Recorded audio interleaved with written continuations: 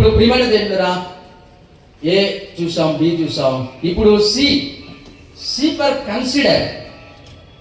Consider అంటే ఆలోచించు. ప్రియమైన దేవుడా, సి ఫర్ కన్సిడర్ అంటే ఆలోచించు. నిజమే, ఆలోచించు.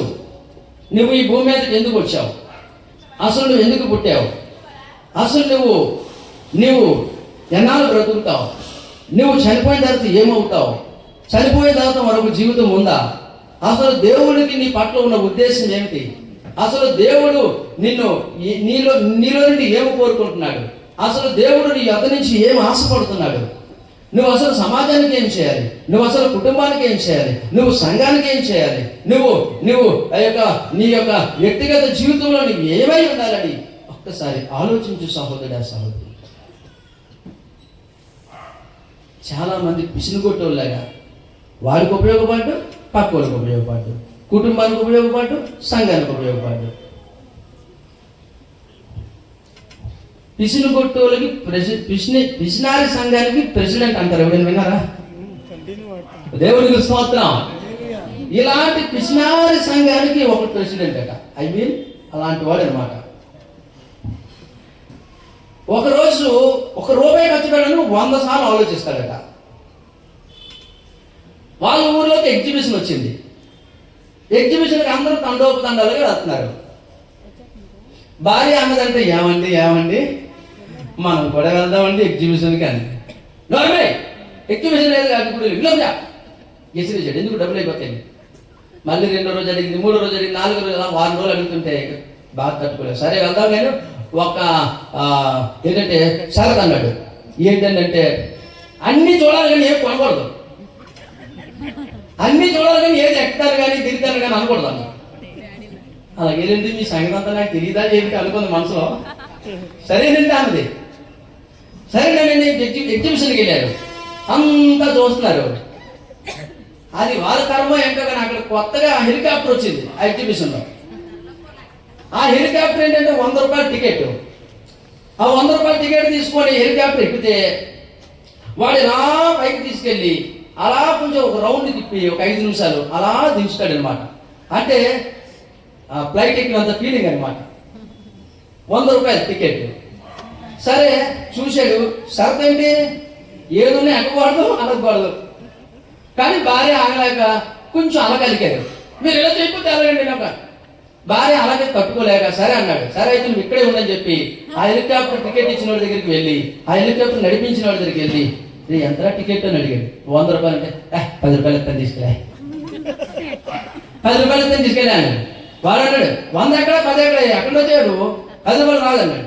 బాబు నీ కాలు పట్టుకుంటాను, ₹10. బాబు నీ చెయ్యి పట్టుకుంటాను, బాబు నీ కాలు, ఏదో మొత్తాన్ని బతినాడిసి ఒప్పించాడు.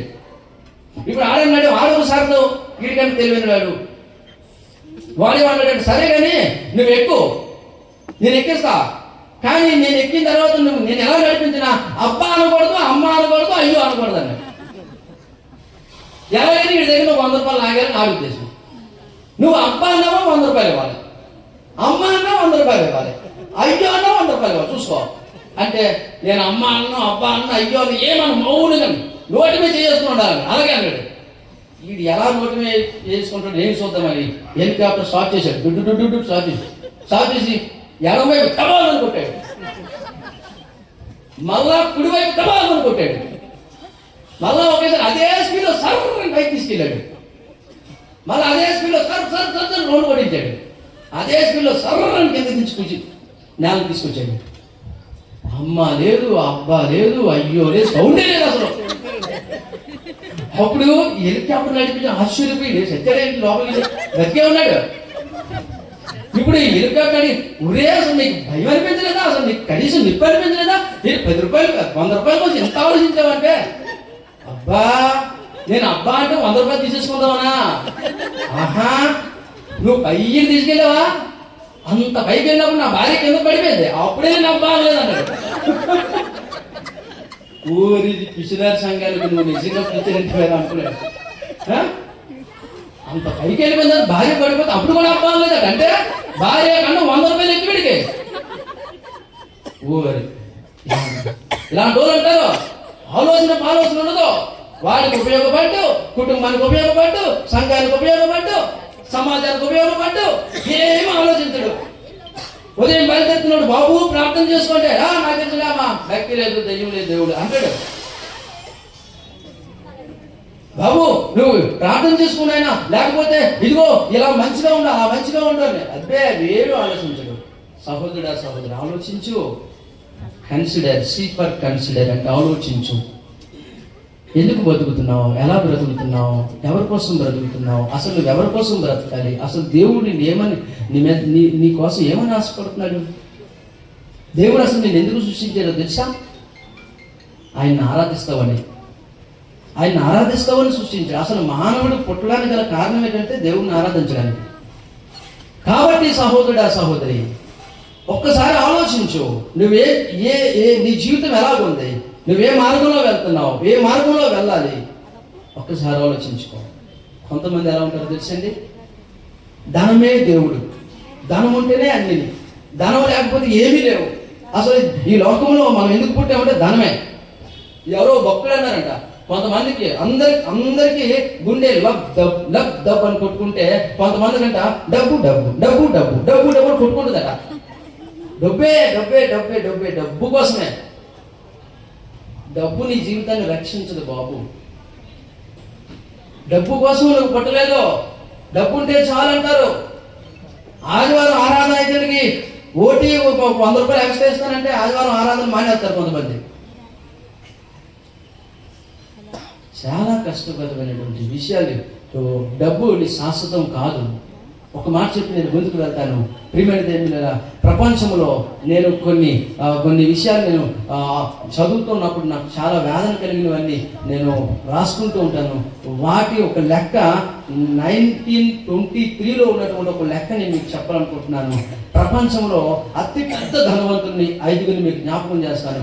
అతి పెద్ద ధనవంతులు, వారి అంత ధనవంతులు, ఎంతో గొప్ప ధనవంతులు. సో అటువంటి గొప్ప ధనవంతులు ధనాన్ని బాగా సంపాదించారు. కానీ తర్వాత వారి జీవితం ఏమైపోయింది? నెంబర్ 1, త్వరగా మనం చూద్దాం. నెంబర్ 1, అతి పెద్ద స్టీల్ కంపెనీ ప్రెసిడెంట్ అంట. అతి పెద్ద స్టీల్ కంపెనీ ప్రెసిడెంట్, ఇతని పేరు చార్లెస్ షావ్. ఈ చార్లెస్ షావ్ అనేటువంటి వ్యక్తి ఎంతో ధనమును సంపాదించాడు. కానీ చివరికి ఏమైపోయాడంటే ఒక భిక్షగాని వలె, అడుక్కున్న వాని వలె తన జీవితాన్ని ముగించాడు.